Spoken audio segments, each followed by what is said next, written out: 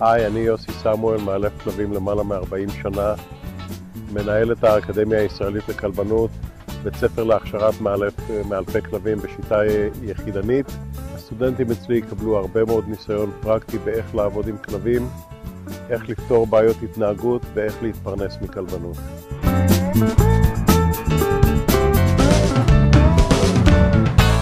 אנחנו עובדים הרבה עבודה עם מרקרים, עם קליקר, עם קולר אלקטרוני, שזה כלי שהוא די חדשני וחסר הרבה ידע באיך להשתמש בו נכון.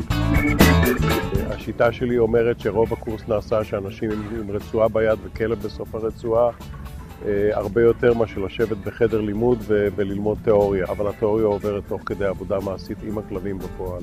הרבה עבודה עם כלבים, הרבה ניסיון בכל השיטות הכי חדשניות לאילוף כלבים. אני עובד עם כל תלמיד לפי היכולות שלו, דואג להתעדכן בכל השיטות החדשניות בנושאים של אילוף כלבים. את רוב ההשכלה המקצועית שלי אני קיבלתי בארצות הברית, שם חייתי 20 שנה.